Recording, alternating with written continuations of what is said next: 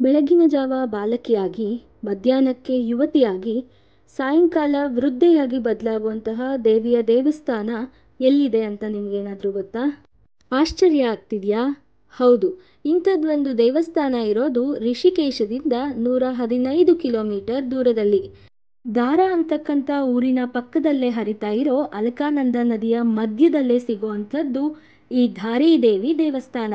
ಕೇದಾರನಾಥ ಬದ್ರಿನಾಥ ಯಾತ್ರೆಗೆ ಹೋಗಿದ್ದ ನಮಗೆ ಉತ್ತರಾಖಂಡದಲ್ಲಿ ಇಂತಹ ಒಂದು ಪ್ರಸಿದ್ಧವಾದ ದೇವಸ್ಥಾನ ಇದೆ ಅಂತ ಗೊತ್ತಾಗಿದ್ದು ನಮ್ಮ ಚಾಲಕರ ಸಹಾಯದಿಂದ. ಚಾರಧಾಮ್ಗಳ ರಕ್ಷಣೆಯ ಜವಾಬ್ದಾರಿಯನ್ನ ಹೊತ್ತಿರುವಂತಹ ಅತ್ಯಂತ ಶಕ್ತಿಶಾಲಿ ದೇವಿಯ ಹೆಸರೇ ಧಾರೀದೇವಿ.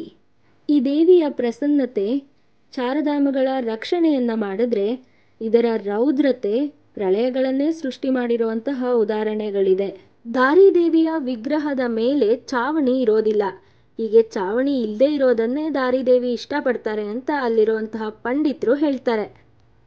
ಈ ಧಾರೀದೇವಿಯನ್ನ ನಂಬುದವರಿಗೆ ಹೇಗೆ ಸಂರಕ್ಷಿಸಿ ಸಮೃದ್ಧಿಯನ್ನ ಕೊಡ್ತಾಳೋ ಹಾಗೆ ದೇವಿಯನ್ನ ಧಿಕ್ಕರಿಸಿದವರಿಗೆ ಭಯಂಕರವಾದ ಶಿಕ್ಷೆಯನ್ನು ಕೊಡ್ತಾರೆ. ಈ ದೇವಿಯ ಅತ್ಯದ್ಭುತವಾದಂತಹ ಶಕ್ತಿಯನ್ನ ತೋರಿಸೋ ಒಂದು ಘಟನೆ 2013ರಲ್ಲಿ ಜೂನ್ 16ನೇ ತಾರೀಕು ನಡೆದು ಹೋಗುತ್ತೆ. ಅಲಕಾನಂದ ನದಿಯ ಪ್ರವಾಹವನ್ನ ಈ ಧಾರೀದೇವಿನೇ ನಿಯಂತ್ರಿಸ್ತಿರ್ತಾಳೆ ಅಂತಕ್ಕಂಥ ಪ್ರತೀತಿನೂ ಇದೆ. ಈ ದೇವಿಯ ಪ್ರಭಾವದಿಂದಾನೇ ಅಲಕಾನಂದ ನದಿ ಪ್ರಶಾಂತವಾಗಿ ಹರಿದು ನೋಡೋರ ಕಣ್ಣಿಗೆ ನೆಮ್ಮದಿಯನ್ನ ಸಂತೋಷವನ್ನ ಕೊಡುತ್ತೆ. ಈ ದೇವಸ್ಥಾನ ಶತಶತಮಾನಗಳಿಂದಾನೂ ಇಲ್ಲೇ ಇದೆ ಅನ್ನುವಂತಹ ಮಾಹಿತಿ ಇದೆ. ಹಾಗೆ ಅದಕ್ಕೆ ಸಾಕ್ಷಿಗಳು ಇದಾವೆ.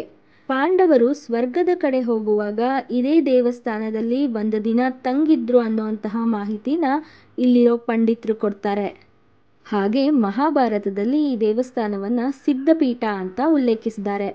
ಕಾಳಿದೇವಿನೇ ಇಲ್ಲಿ ಧಾರೀದೇವಿಯಾಗಿ ನೆಲೆಸಿರೋದಿಕ್ಕೇನೆ ಈ ಪ್ರಾಂತ್ಯಕ್ಕೆ ಇಷ್ಟೊಂದು ಮಹತ್ವ ಇದೆ ಅನ್ನುವಂತಹ ವಿಷಯವನ್ನ ಮಹಾಭಾಗವತದಲ್ಲಿ ಹೇಳಿದ್ದಾರೆ. ಅಲ್ಲದೆ 108 ಶಕ್ತಿಪೀಠಗಳಲ್ಲಿ ಈ ಧಾರೀದೇವಿ ದೇವಸ್ಥಾನನೂ ಒಂದು ಅಂತ ಶ್ರೀಮದ್ ದೇವಿ ಭಾಗವತದಲ್ಲಿ ಬರೆದಿದ್ದಾರೆ. ಆದಿಶಕ್ತಿಯ ಅವತಾರ ಆಗಿರುವಂತಹ ಈ ಧಾರೀದೇವಿಯನ್ನ ಪೂಜೆ ಮಾಡಿದ್ರೆ ಎಷ್ಟು ಒಳ್ಳೇದಾಗತ್ತೋ ಇದನ್ನ ಧಿಕ್ಕರಿಸಿದ್ರೆ ಅಷ್ಟೇ ಕೆಟ್ಟದಾಗತ್ತೆ ಅನ್ನೋವಂಥದ್ದನ್ನ ಇಲ್ಲಿರೋ ಉತ್ತರಾಖಂಡದ ಜನರು ನಂಬ್ತಾರೆ. ಅಲಕಾನಂದ ನದಿ ಮಧ್ಯದಲ್ಲಿರೋ ಈ ಧಾರೀದೇವಿ ದೇವಸ್ಥಾನದಲ್ಲಿ ದೇವಿಯ ಮೇಲಿನ ಅರ್ಧ ಭಾಗ ಮಾತ್ರ ಇರುತ್ತೆ. ಇನ್ನು ಕೆಳಗಿನ ಅರ್ಧ ಭಾಗ ರುದ್ರಪ್ರಯಾಗದ ಕಾಳಿಮಠದಲ್ಲಿ ಇರುತ್ತೆ.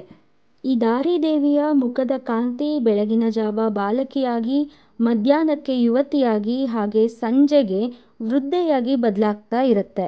ಇನ್ನು ಕೆಳಗಿನ ಅರ್ಧ ಭಾಗ ಇರೋವಂಥ ದೇವಸ್ಥಾನದಲ್ಲಿ ಧಾರೀದೇವಿಯನ್ನ ಕಾಳಿದೇವಿ ಅಂತಾನೆ ಕರೀತಾರೆ. ಅಲ್ಲಿ ಧಾರೀದೇವಿಯನ್ನ ಯಾವ ವಿಗ್ರಹ ರೂಪದಲ್ಲೂ ಅಲ್ಲದೆ ಸ್ತ್ರೀಯಂತ್ರದ ರೂಪದಲ್ಲಿ ಪ್ರತಿಷ್ಠಾಪನೆ ಮಾಡಿದ್ದಾರೆ.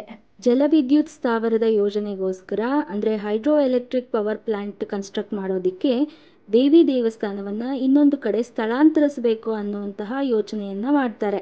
330 ಮೆಗಾವ್ಯಾಟ್ನಷ್ಟು ವಿದ್ಯುತ್ ಉತ್ಪಾದಿಸೋದಿಕ್ಕೆ ಉತ್ತರಾಖಂಡದ ಸರ್ಕಾರ ಈ ನಿರ್ಧಾರವನ್ನ ತಗೊಳ್ಳುತ್ತೆ. ಸ್ವಲ್ಪನೂ ಯೋಚನೆ ಮಾಡದೆ ಈ ದೇವಸ್ಥಾನವನ್ನ ಸ್ಥಳಾಂತರಿಸೋ ಕಾರ್ಯವನ್ನ ಕೈಗೊಂಡ ಸರ್ಕಾರದ ತಪ್ಪಿಗೆ ಸಾವಿರಾರು ಜನಗಳು ಬೆಲೆಯನ್ನ ತೆರಬೇಕಾಯಿತು.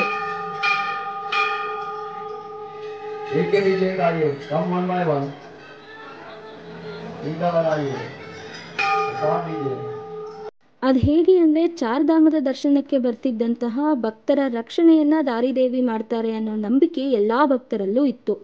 ಇನ್ನು ಈ ದೇವಿಯ ದೇವಸ್ಥಾನವನ್ನೇ ಉತ್ತರಾಖಂಡದ ಸರ್ಕಾರ ನೆಲಸಮ ಮಾಡಿಬಿಟ್ಟಿದ್ರು.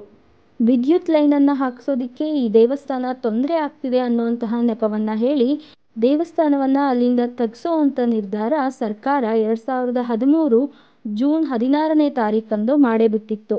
ಇದಾಗಿ ಕೆಲವೇ ಗಂಟೆಗಳಲ್ಲಿ ಅಂದರೆ ಮುಂದಿನ ದಿನಾನೇ ಕೇದಾರನಾಥ ದೇವಾಲಯದ ಹತ್ತಿರ ದಟ್ಟವಾದ ಕಾರ್ಮೋಡಗಳು ಕವಿದು ಇದುವರೆಗೂ ಆಗದೇ ಇದ್ದಂತಹ ಅವಘಡ ಸಂಭವಿಸಿತ್ತು.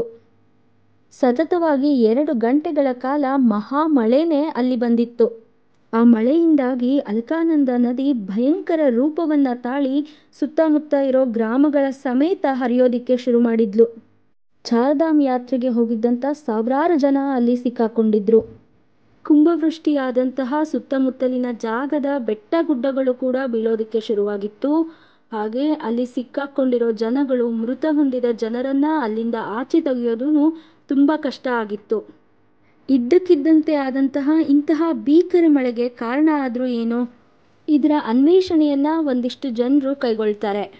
ದಾರಿದೇವಿ ದೇವಸ್ಥಾನದಲ್ಲಿ ಹಾಗೆ ಕಾಳಿ ಮಠದಲ್ಲಿ ಒಂದೇ ದೇವಿಯ 2 ಭಾಗಗಳನ್ನ ಇಟ್ಟು ಪೂಜೆಗಳನ್ನ ಮಾಡ್ತಾರೆ. ಈ ದೇವಿ ಈಶಾನ್ಯದ ಕಾಳಿ ಮಠದಲ್ಲಿ ತನ್ನ ಕಾಲುಗಳನ್ನ ಇರಿಸಿ ಆಗ್ನೇಯದಲ್ಲಿ ಶಿರಸ್ಸನ್ನ ಇಟ್ಟಿರ್ತಾರೆ ಅನ್ನೋದಕ್ಕೆ ಸಾಕ್ಷಿಯಾಗಿ 2 ದೇವಸ್ಥಾನಗಳು ಒಂದರ ಎದುರಿಗೆ ಇನ್ನೊಂದು ಇದೆ. ಹಾಗಾಗಿ ಈಶಾನ್ಯ ದಿಕ್ಕಿನಲ್ಲಿ ಹರಿಯುವಂಥ ನೀರಿನ ಹರಿವು ದೇವಿಯ ಶಿರಸ್ಸನ್ನ ಶಾಂತವಾಗಿ ಇಡುತ್ತೆ ಅನ್ನುವಂತಹ ಪ್ರತೀತಿ ಇದೆ. ಕಾಳಿಮಠದ ಉತ್ತರ ದಿಕ್ಕಿಗೆ ಸರಿಯಾಗಿ ಕೇದಾರನಾಥ ಜ್ಯೋತಿರ್ಲಿಂಗ ಇದೆ. ಹಾಗೆ ಉತ್ತರ ದಿಕ್ಕು ಬುಧನನ್ನ ಸೂಚಿಸುತ್ತೆ. ಬುಧ ಅಹಿಂಸೆಯನ್ನ ಸೂಚಿಸೋದ್ರ ಕಾರಣ ಆಗ್ನೇಯ ದಿಕ್ಕಲ್ಲಿರೋ ಕಾಳಿದೇವಿ ಶಾಂತವಾಗಿರ್ತಾಳೆ ಅನ್ನುವಂತಹ ನಂಬಿಕೆ ಇದೆ. ಆದರೆ ಜಲವಿದ್ಯುತ್ ಸ್ಥಾವರದ ಸ್ಥಾಪನೆಗೋಸ್ಕರ ದೇವಿಯನ್ನ ಸ್ಥಳಾಂತರಿಸಿದ ಇನ್ನೊಂದು ಜಾಗ ಈಶಾನ್ಯ ಆಗ್ನೇಯದ ಥರ ನೇರವಾಗಿ ಇಲ್ಲದೆ ಇದ್ದಿದ್ದ ಕಾರಣ ದೇವಿ ರೌದ್ರಾವತಾರವನ್ನ ತಾಳಿದ್ಲು ಅನ್ನುವಂತಹದ್ದನ್ನ ಕೆಲವೊಂದಿಷ್ಟು ಜನ ಪಂಡಿತರು ಹೇಳ್ತಾರೆ. ದೇವಸ್ಥಾನವನ್ನ ತೆಗೆದು ಮರುದಿನನೇ ಊಹಿಸಲು ಸಾಧ್ಯವಾಗದಷ್ಟು ಆದಂತಹ ಕುಂಭವೃಷ್ಟಿ ಇಡೀ ಉತ್ತರಾಖಂಡವನ್ನೇ ಅಲ್ಲೋಲ ಕಲ್ಲೋಲ ಮಾಡಿಬಿಡುತ್ತೆ. ಹಾಗೆ 5,000ಕ್ಕೂ ಹೆಚ್ಚು ಜನ ಇದರಲ್ಲಿ ಮೃತ ಹೊಂದುತ್ತಾರೆ. ದೇವಸ್ಥಾನವನ್ನ ತೆಗೆದ ಕೂಡಲೇ ಆದಂತಹ ಈ ಭಾರೀ ಮಳೆ ಹಾಗೆ ಈ ಅನಾಹುತ ಕಾಕತಾಳೀಯ, ಇದಕ್ಕೆ ಸಂಬಂಧನೇ ಇಲ್ಲ ಅಂತ ಹೇಳೋದು ಬುದ್ಧಿಹೀನರ ಕೆಲಸ ಅಂತ ಸಾಧುಗಳು ಹೇಳ್ತಾರೆ. ಈ ಅದ್ಭುತವಾದಂತಹ ಮಾಹಿತಿ ನಿಮಗೆ ಇಷ್ಟ ಆದರೆ ಈ ವಿಡಿಯೋಗೆ ಒಂದು ಲೈಕ್ ಮಾಡಿ, ನಿಮ್ಮ ಆಪ್ತರೊಂದಿಗೆ ಶೇರ್ ಮಾಡಿ, ಅನಿಸಿಕೆ ಅಭಿಪ್ರಾಯಗಳನ್ನು ಕಮೆಂಟ್ ಮೂಲಕ ನಮಗೆ ತಿಳಿಸಿ. ಹಾಗೆ ಈ ಚಾನೆಲ್ನ ಇನ್ನೂ ಸಬ್ಸ್ಕ್ರೈಬ್ ಆಗಿಲ್ಲ ಅಂದರೆ ದಯವಿಟ್ಟು ಸಬ್ಸ್ಕ್ರೈಬ್ ಮಾಡ್ಕೊಳ್ಳಿ. ಹರ ಹರ ಮಹಾದೇವ.